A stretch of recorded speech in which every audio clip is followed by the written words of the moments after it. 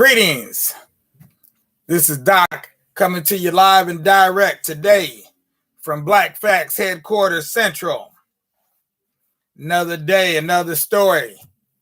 I might not make $1, but I might just make you holler.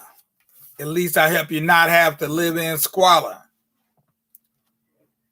Yes. Okay, and today we've got a proverb from Nigeria.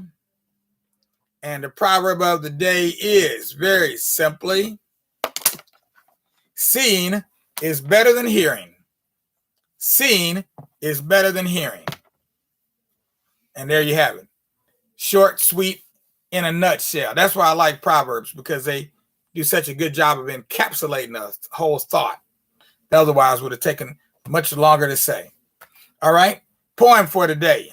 I got a good one for today. Perfect poem for today. Although it is a little bit long. And I am going to use my glasses to read this one with, because the words are kind of tiny too. But it seems to go right along with our theme of the day.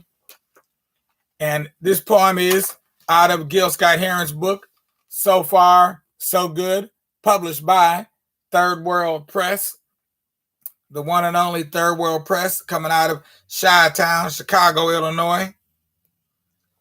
All right, and here we go. Black history. I was wondering about our yesterdays and started digging through the rubble. And to tell the truth, somebody went to a hell of a lot of trouble to make sure that when we looked things up, we wouldn't fare too well. And that we would come up with totally unreliable pictures of ourselves. But I've compiled what few facts I could, such as they are, to see if I could shed a little bit of light, and this is what I got so far. First, white folks discovered Africa and claimed it fair and square. Cecil Rhodes couldn't have been robbing nobody, because he said there was nobody there. White folks brought all of the civilization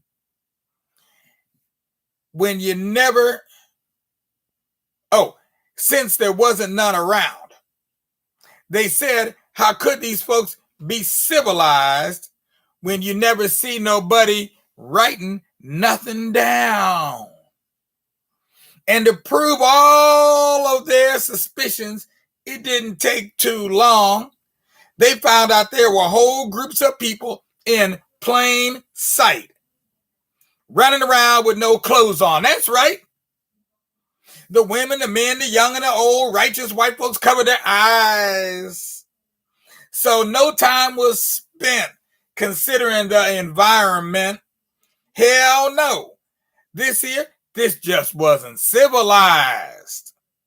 And another way they knew we were backwards, or at least this is how we were taught, is that unlike the very civilized people of Europe, these black groups actually fought. Who would have thought?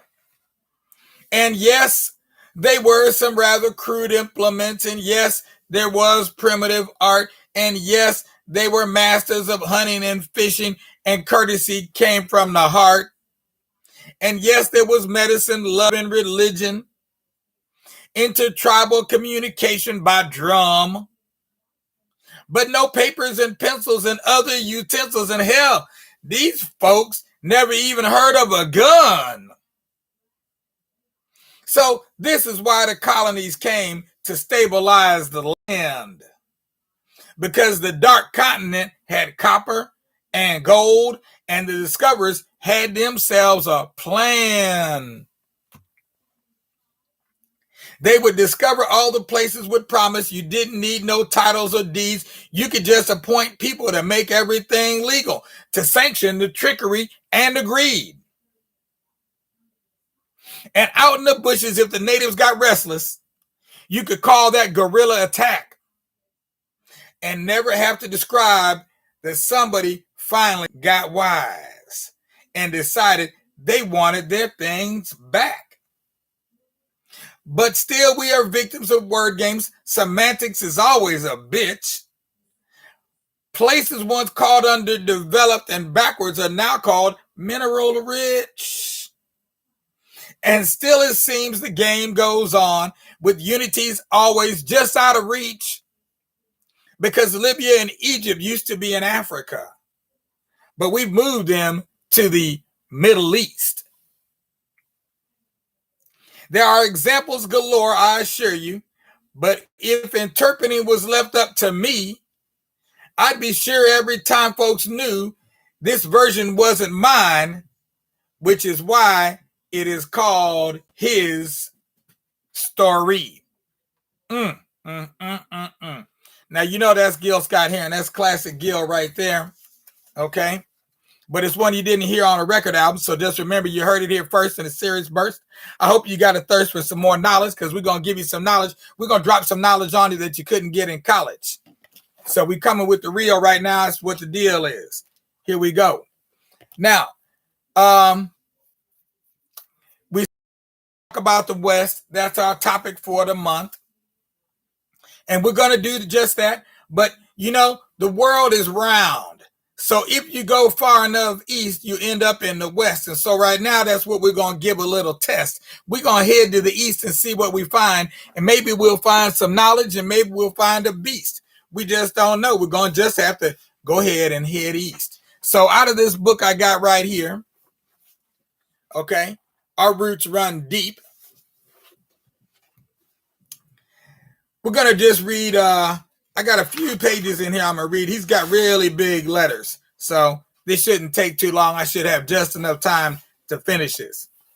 This is a summary of the legend of Queen Calafia. The word California is packed with imagery. From California girls to California cooler, the name of the U.S.'s largest state has become a powerful marketing tool.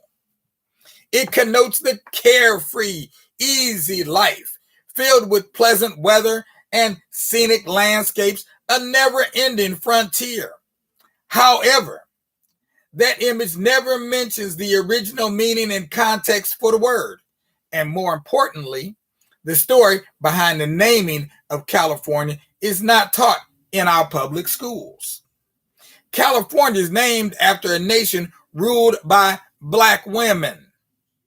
In 1510, the Spanish writer Garcia Ordóñez Montalvo wrote Las Surges de Esplandian, a novel about the extraordinary realm of California, an island nation inhabited by Black women, in which the only mineral was gold. Its ruler was Queen Calafia, a strikingly gorgeous Black woman who wore a robe decorated with images of the animals that roamed through her domain. She was adorned with lavish jewelry and wore a crown of feathers and jewels. Las Surges de Esplandian was part of a series of novels based on the life of Amadis of Gaul, the mythical warrior king of England. Esplandian was his son, the handsomest and most daring knight of medieval times. Within 30 years of the publication of Las Surges de Esplandian, explorers Hernan Cortés and Jimenez had arrived on the western coast of North America in search of nothing but the usual treasure. They were looking for some booty. We'll see what they found. In Montalvo's book, California was located at the right hand of the Indies, very close to that part of the terrestrial paradise, which was inhabited by Black women near El Dorado and the seven cities of Cibola, Quivira, and other realms eagerly sought by Spanish explorers. And you know what they were looking for? The same thing they were always looking for. They were looking for that gold. Based on those calculations, the Spanish explorers of the 1530s decided that they had discovered California in the peninsula of Lower or Baja California. So you got two Californias. There is Baja California, and in Spanish, they call the one that we know Alta California. So upper and lower California. Based on these calculations, the explorers of the 1530s decided they discovered it in the peninsula of Lower or Baja California. By the end of the 1600s, the name had been given to the entire coastland controlled by the Spaniards. So all the way up to the where the bottom now is of Oregon, all of that was considered to be California. But at first they thought they discovered an island because they hadn't gone the whole extent of that peninsula. On page 54 of the book, Oh, California, the standard fourth grade history textbook throughout the state's public schools, there's a mention of the myth of Queen Calafia, but no mention that she was Black. Curriculum specialists in the State Department of Education had no explanation for that omission. Margot Hendricks, a scholar in medieval literature at the University of California at Santa Cruz, points out in an interview that the mythology of wealthy lands waiting to be conquered was vital to the European colonization of the New World. We'll talk about that sometime later, why that was so vital. There was a lot of literature that inflamed the imagination about wealth, says Hendricks. The more people you have out there looking for it, the better the chances of finding it. Montalvo's novel was based on the actual story of an African kingdom. The Amazons were first located in Africa, she adds. It was based on the Asante tribe, which had an elite group of women warriors who protected the king. That's a fact, not a mythology. So it is a consistent trend throughout the literature of the 16th century that wherever you have a land of wealth and jewelry and minerals, which were things that the Europeans were not accustomed to, they had a group of women who used men to have babies, threw away the boys, and kept the girls and ruled the land, adds Hendricks. Jack Forbes, a historian at the University of California at Davis, has used the Queen Calafia story for years in his talks about California history. He is mystified that this information has not been included in textbooks. It could be because Montalvo's work was never translated. Maybe that's the reason. Portions have been converted to English, including an account in the Atlantic Monthly of 1864.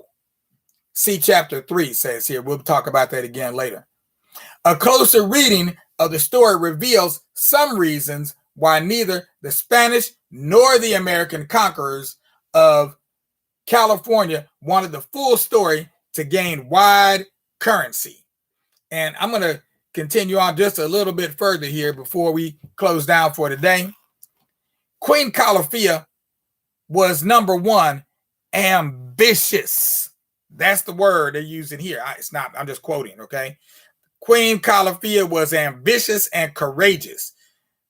Queen Calafia was not a docile heathen ruler awaiting conquest by European explorers. She was a fierce warrior who led a nation of very self-reliant women, so self-reliant that they trained huge birds called griffins to eat any man. After men were used for breeding, they were fed to the griffins. Male children were slaughtered, and only the girls were kept.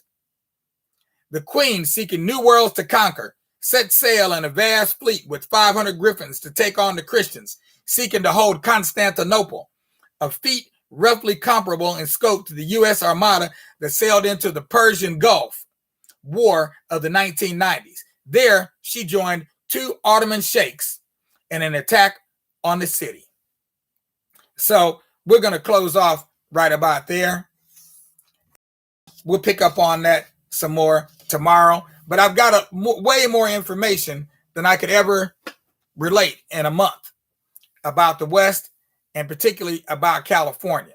So by definition, I do have to truncate my scope. Okay? Truncate my scope.